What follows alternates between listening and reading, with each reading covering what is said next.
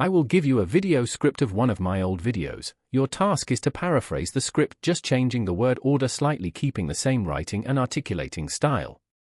There are photographs that should never exist.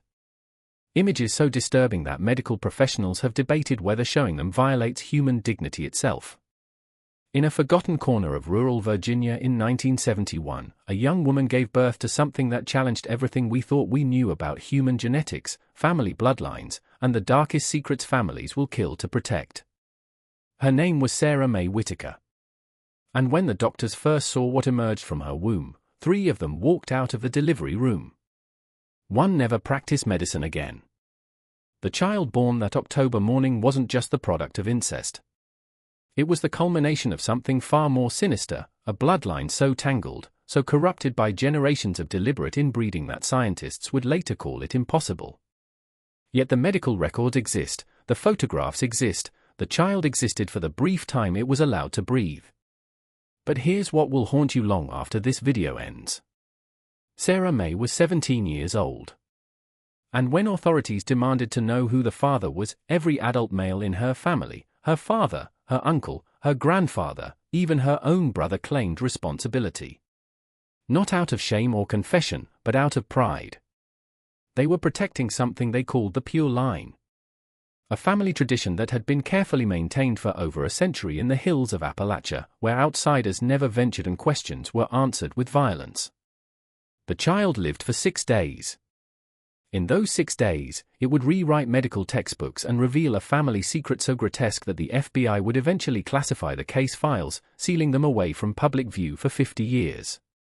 Those files were quietly declassified in 2021. Almost no one noticed. Almost no one knows what they contain. Tonight, you're going to learn why some truths are buried so deep that even speaking them aloud feels like trespassing on sacred, cursed ground. The Whitaker name first appeared in the census records of Roanoke County, Virginia in 1847 when Joshua Whitaker claimed 200 acres of mountain land that no other settler wanted. The soil was poor, the winters brutal, and the nearest town was a 3-day ride through treacherous terrain. But Joshua wasn't looking for prosperity. He was looking for isolation. And in those remote hollers, where morning mist clung to the mountainsides like secrets refusing to lift, the Whitaker family began an experiment that would span 5 generations. Joshua brought with him 2 wives, his legal wife Martha and her younger sister Rebecca, who he claimed as a companion under frontier law. The local preacher, desperate for any congregation in the wilderness, blessed both unions. By 1855, Joshua had fathered 14 children between the 2 sisters. But here's where the story takes its first dark turn. When those children came of age, they didn't seek spouses from neighboring families. They married each other. The family journals discovered decades later in a hidden cellar beneath the original homestead reveal a disturbing philosophy. Joshua believed that mixing bloodlines weakened the human spirit, diluted what he called the divine essence that God had placed in his family line. He convinced his children that they were chosen, special, and that their purity must be preserved at all costs. By the 1880s, the Whitaker family tree wasn't a tree at all. It was a twisted vine looping back on itself again and again. The children born from these unions were different. Neighbors whispered about the Whitaker offspring who never spoke, who walked with strange gaits, whose eyes held an emptiness that seemed to look through you rather than at you. Local doctors refused to attend Whitaker births after 1890, claiming the family was cursed. But the family didn't see curse. They saw perfection. Each generation doubled down on the practice, convinced that they were approaching some kind of genetic ideal that the outside world was too corrupt to understand. By 1920, the Whitaker bloodline had become something that defied natural law.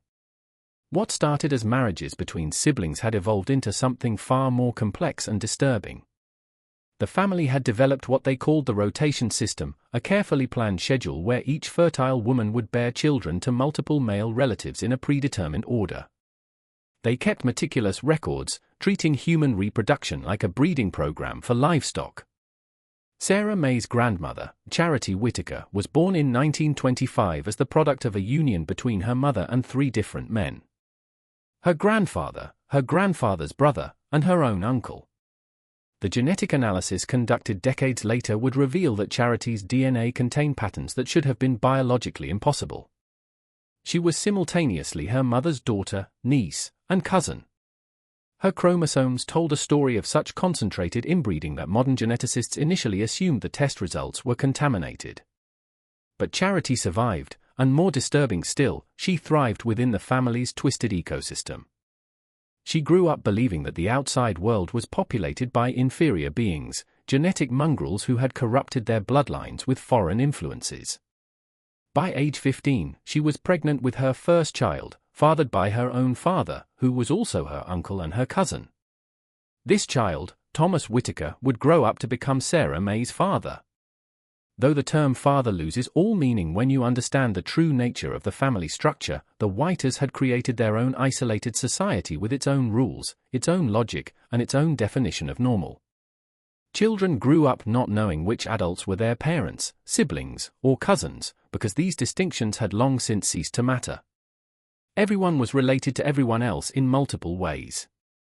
They spoke in Wade whispers about the blood calling to blood and believed that each new generation brought them closer to achieving what they called the perfect circle, a state of genetic purity that would grant them abilities beyond ordinary human understanding. By the 1960s, when Sarah May was born, the family had been completely isolated from the outside world for over a century.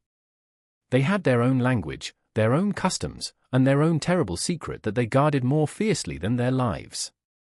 That secret was about to be born into the world.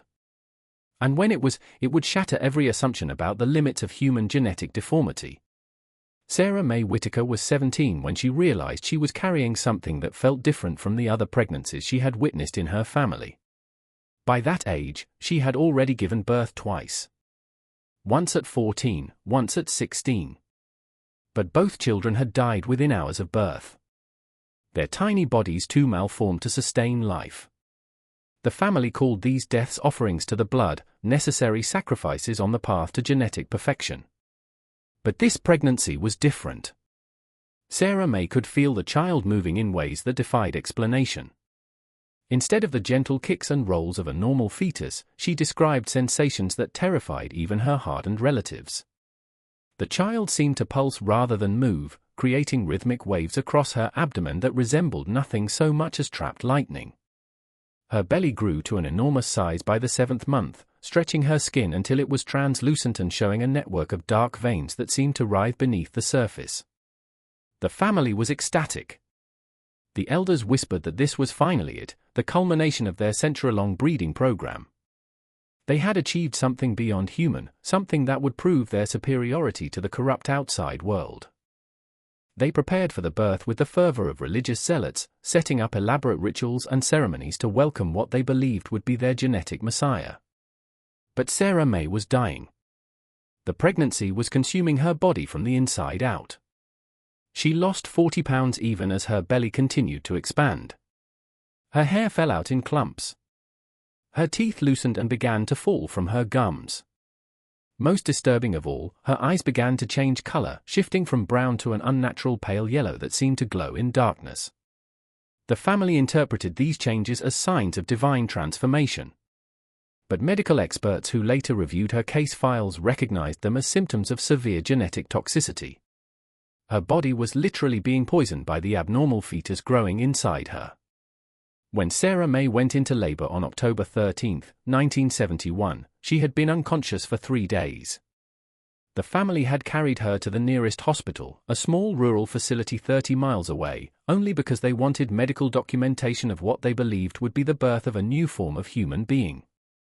They never imagined that this decision would expose their secret to the outside world, or that the child Sarah May delivered would become the subject of classified government research for the next 50 years. Dr. Margaret Powell had delivered over 3,000 babies in her 20-year career at Mercy General Hospital. She had seen every complication, every deformity, every tragedy that human birth could produce. But when the Whitaker family carried Sarah May through the emergency room doors that October morning, Dr. Powell knew immediately that she was about to witness something that would haunt her for the rest of her life. The birth lasted 14 hours. Sarah May never regained consciousness. Her body racked by contractions so violent that they shattered 2 of her ribs. The medical team struggled to monitor the fetus because its heartbeat produced patterns that their equipment couldn't properly read. Instead of the steady rhythm of a normal heart, the monitors showed irregular clusters of activity that resembled brain waves more than cardiac function. Nurse Patricia Williams, who assisted with the delivery, later testified that the sound coming from Sarah May's womb wasn't the usual fetal heartbeat, but something that sounded almost like whispering. When the child finally emerged, the delivery room fell into complete silence.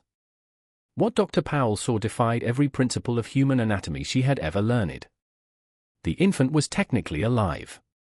It breathed, its heart beat, its eyes moved, but it was shaped in ways that seemed to mock the very concept of human form. Its skull was grossly enlarged, nearly twice the size of a normal newborn's head, but transparent enough that the brain was visible through the skin. That brain was unlike anything in medical literature. Instead of the normal folded structure, it appeared to be composed of dozens of smaller, separate organs that pulsed independently of each other. The child's limbs were fused in impossible configurations. Its arms emerged from its torso at wrong angles, ending in hands that had too many fingers arranged in spirals patterns. Its legs were twisted around each other like vines, and where feet should have been, there were instead formations that resembled tiny faces, complete with moving eyes and mouths that opened and closed soundlessly. Most disturbing of all was the child's face, or faces, because there were 3 of them overlapping and sharing features in a way that created an expression of constant silent screaming. If you're still watching, you're already braver than most. Tell us in the comments, what would you have done if this was your bloodline?